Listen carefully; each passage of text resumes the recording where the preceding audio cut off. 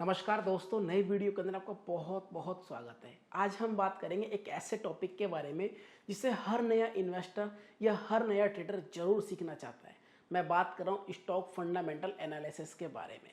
For example, आप किसी company का शेयर बाय कर रहे हैं लेकिन आपको कंपनी के बारे में कुछ नहीं पता, कंपनी क्या बनाती है क्या नहीं बनाती, कितना कंपनी के ऊपर डेप्थ है, क्या कैश है, पीई कितना है, आरओआई कितना है, यानी कंपनी के बारे में कुछ भी जानकारी नहीं है। तो आज के वीडियो के अंदर मैं आपको कंप्लीट जानकारी दूंगा।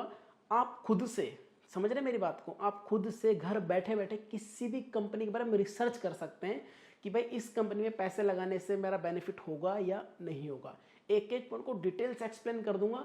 अगर आपने वीडियो कंप्लीट देख लिया ना तो फंडामेंटल का मास्टर बन जाएंगे और आप खुद से किसी भी कंपनी में रिसर्च करना सीख जाएंगे।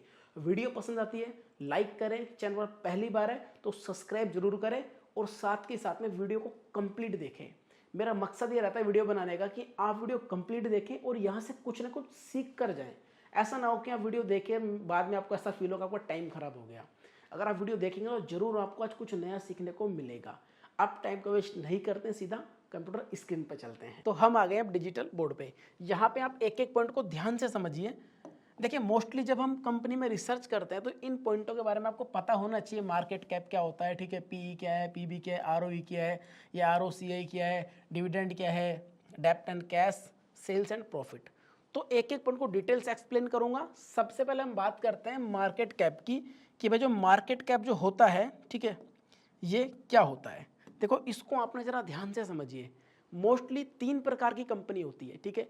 एक होता है लार्ज मार्केट कैप, ठीक है, एक होता है स्मॉल, एक होता है मिड। इसको हम एक सिंपल एग्जांपल से समझते हैं। अगर किसी कंपनी के पास में 100 CR है, ठीक है, यानी कि 100 करोड़ रुपए हैं, तो सिंपल सी बात है पैसा ज़्यादा है तो लार्ज कैप कंपनी हो जाएगी। अगर किसी कंपनी के पास में 50 to 60 यानी 50 से 60 CR के आसपास है तो हो गई मिड कैप कंपनी। अगर किसी कंपनी के पास में 40 से कम है, 30 या 40 है, तो हो गई स्मॉल कैप कंपनी। यानी कि जितना ज़्यादा पैसा उतनी बड़ी कंपनी, जितना कम पैसा उतनी छोटी कंपनी, और मीडियम पैसा तो मीडियम कंपनी, ठीक है। अब एक बात मैं क्लियर कर देता हूं, जब कभी आप एनालिसिस करें, ठीक है, तो देखो जो जिस कंपनी का ये मार्केट कैप ज़्यादा है, सिंपल सी बात है बड़ी कंपनी है। अगर कंपनी बड़ी होगी तो शेयर का प्राइस भी ज़्यादा हाई होगा, ठीक है। बात करते हैं स्मॉल कैप कंपनी की। अगर कोई स्मॉल कैप कंपनी है उसमें क्या थोड़ा सा रिस्क होता है। भाई नई नई कंपनी कैसे भरोसा करे कि रिटर्न देगी या नहीं देगी। तो मेरे अकॉर्डिंग जो बेस्ट जो रहता है ना दोस्तों, वो रहता है मिड कैप कंपनी, ठीक है। पहला पॉइंट क्लियर। अब हम बात करते हैं दूसरे पॉइंट की। दूसरा जो पॉइंट है वो है पीई। अब पीई क्या होता है, ये था प्राइस टू अर्निंग रेशियो, ठीक है। इसको हम एक एग्जाम्पल से समझते हैं। आपने काफ़ी सारी वीडियो में देखा होगा, लेकिन मैं आपको टोटल जितने भी पॉइंट है ना सारे के सारे एग्जाम्पल से समझा दूंगा और इतने आसान तरीके से समझाऊंगा। अगर आपने वीडियो कंप्लीट देख लिया ना तो कोई दूसरा वीडियो देखने की आपको आवश्यकता नहीं पड़ेगी। तो बात करता हूँ पीई की, प्राइस टू अर्निंग रेशो। इसको आप जरा ध्यान से समझिए। मैं अगले पेज पे चलता हूँ। देखो, एक मैं एग्जांपल आपको दे रहा हूँ। मान लीजिए एक कंपनी है, ठीक है, उस कंपनी का जो पीई है, ठीक है, ध्यान से समझना आप मेरी बात को। पीई है 30। एक कोई दूसरी कंपनी है उसका पीई है 40 और अगली जो कंपनी है उसका है 50। अब भाई ये पीई होता क्या है, इसको आप जरा ध्यान से समझिए। एक कंपनी का 30 है, एक का 40 है और एक का है 50, ठीक है। अब एकदम आसान भाषा में समझा दूं, बिल्कुल सिंपल भाषा में, एक बार में समझ में आ जाएगा। ध्यान रखना, अगर कोई कंपनी, ठीक है, आपको 1 रुपया कमा के दे रही है, ठीक है, तो बदले में आपसे कितने रुपए ले रही है, 30 रुपये। अगली कंपनी ले रही है आपसे 40 रुपये और एक अगली कंपनी ले रही है आपसे 50 रुपये, ठीक है। इसको आसान भाषा में समझिए। अगर किसी कंपनी से, ठीक है, आप 1 रुपया कमा रहे हैं ना, तो कंपनी उसके बदले में चार्ज करिए आपसे 30 रुपये, 40 रुपये, 50 रुपये। बहुत सिंपल भाषा मैंने आपको समझा दिया कि पीई कितना होता है। अब मैं आपको दूसरा पॉइंट में बता देता हूं। जैसा कि मैंने आपको पहले पॉइंट में बताया कि जो मिड कैप कंपनी होती है ना वो बेस्ट होती है, ठीक है। अगर किसी कंपनी का पीई 10 से 20 के बीच में है तो फंडामेंटली स्ट्रॉन्ग है मेरे अकॉर्डिंग। मैं मेरा जो एक्सपीरियंस है मैं आपको वो शेयर कर रहा हूं, ठीक है।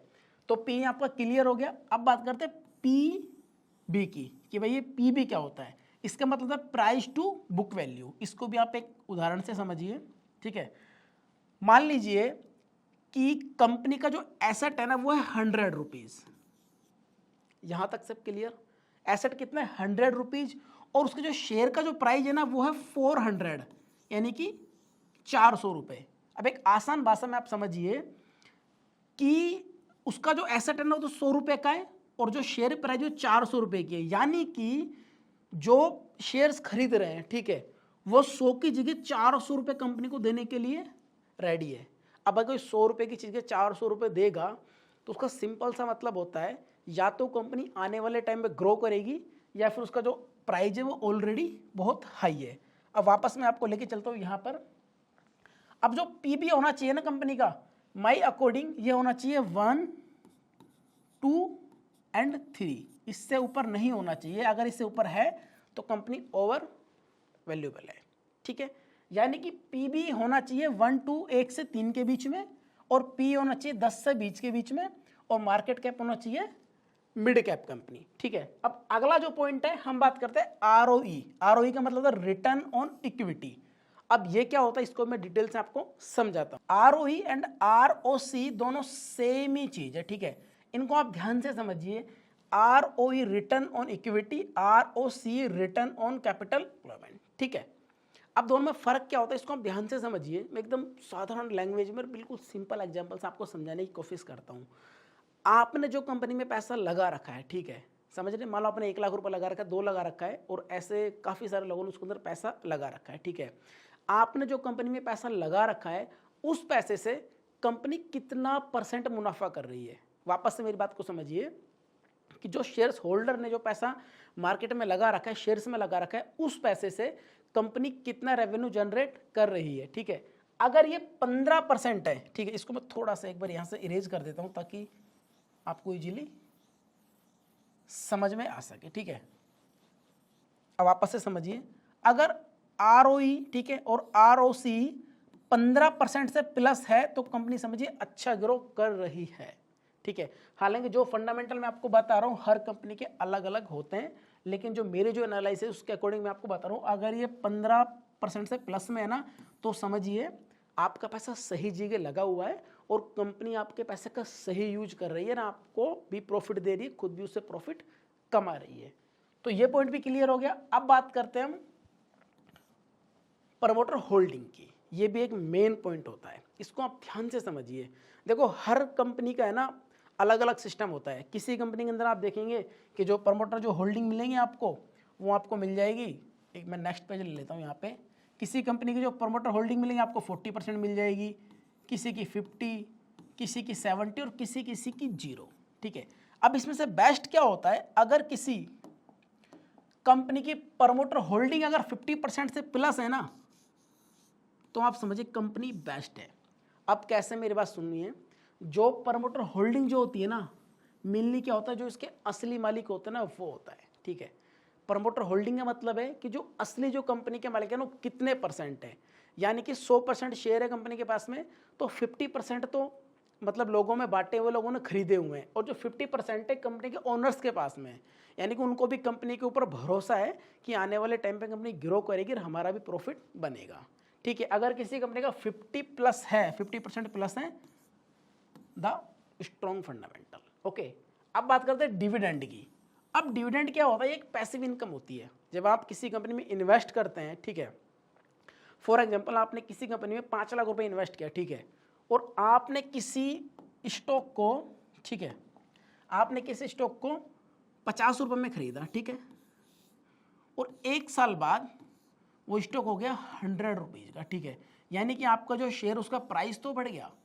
अब जाहिर सी बात है, अगर आपके खरीदे हुए शेयर का प्राइस जब बढ़ेगा तो कंपनी को मुनाफा होगा। तो कंपनी कभी कभी क्या करती है, जो उनको मुनाफा जो होता है ना उसका कुछ हिस्सा डिविडेंड के रूप में अपने शेयर होल्डर को वो गिफ्ट कर देती हैं, पैसा मान के चलिए, ठीक है। यानी कि शेयर होल्डर्स को वो बांट देती है, सिंपल। अब बात करते हैं हम डेब्ट एंड कैश की। ये भी बहुत मोस्ट इंपॉर्टेंट टॉपिक है। डेब्ट और कैश क्या होता है इसको ध्यान से समझिए।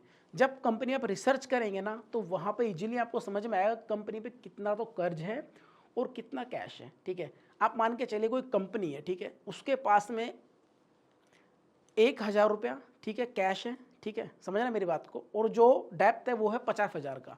तो जाहिर सी बात है कंपनी कर्जे में है, और कंपनी कर्जे में है तो चांस कम होते हैं ग्रो करने के। अब इसका आप अपोजिट लीजिए, किसी कंपनी के पास में 1,00,000 रुपए कैश है और कर्ज मात्र 5,000 रुपए है, यानी कि कंपनी के पास में कैश की कोई कमी नहीं है, वो कुछ भी नया से नया कंपनी के अंदर कर सकते हैं, कंपनी को इजीली ग्रो कर सकते हैं। बात क्लियर। अब बात करते हैं सेल्स एंड प्रॉफिट की। ये बहुत मोस्ट इंपॉर्टेंट टॉपिक होता है, ठीक है। अब इसमें आपको क्या करना, कम से कम बता रहा हूं मैं आपको, कम से कम आपको 3 साल का एनालिसिस करना पड़ेगा कि कंपनी ने लास्ट 3 साल में कितना सेल किया है एंड कितना प्रॉफिट एंड कितना लॉस हुआ है। 1 साल, 2 साल, 3 साल का मिनिमम आपको करना पड़ेगा। कभी कभी क्या होता है, 1 साल मान लो कंपनी ने बहुत अच्छा रिटर्न दिया, नेक्स्ट ईयर थोड़ा कम दिया और उससे अगले साल और भी कम दिया, यानी कि कंपनी रेगुलर क्या कर रही है, अपना प्रॉफिट कम करती हुई जा रही है, ठीक है। और एक होता है कि भाई कंपनी ने एक बार प्रॉफिट दिया, अच्छा खासा प्रॉफिट दे दिया, ठीक है, मान लीजिए 100 CR का दे दिया, ओके, 1 साल में, और जो नेक्स्ट जो ईयर है उसमें 120 दे दिया, ठीक है, और जो उससे जो अगला ईयर है उसमें 150 दे दिया, यानी कि कंपनी हर नए ईयर प्रॉफिट अपना धीरे धीरे बढ़ा रही है, ठीक है। अगर यही उल्टा होता, मान लो पहले साल 100 दिया, फिर 80 और फिर 70, यानी कि प्रॉफिट कम हो रहा है कंपनी का। ये आपको इजीली रिसर्च करना पड़ेगा। ये बात करी मैंने इसकी प्रॉफिट की। अब बात करता हूँ मैं सेल्स की। सेल्स भी सेम ही होता है, ठीक है भाई, कंपनी की क्या सेल्स है, रेगुलर बढ़ रही है तो अच्छी बात है, आपके लिए बेनिफिट वाली बात है, अगर कम हो रही है तो माइनस पॉइंट है, ठीक है। तो ये 5, 7, 10 टॉपिक थे जो मैंने आपको समझाया है, और मैं उम्मीद करता हूँ बहुत ईजी वे मैंने समझाने की कोशिश की है, आपको समझ में भी आया होगा। अगर आपको हमारा वीडियो पसंद आया तो लाइक करें, अगर कुछ डाउट है तो कमेंट करें, मैं हर कमेंट का रिप्लाई करने की पूरी कोशिश करता हूँ। अब मैं मिलता हूँ किसी नेक्स्ट वीडियो में, तब तक के लिए थैंक यू।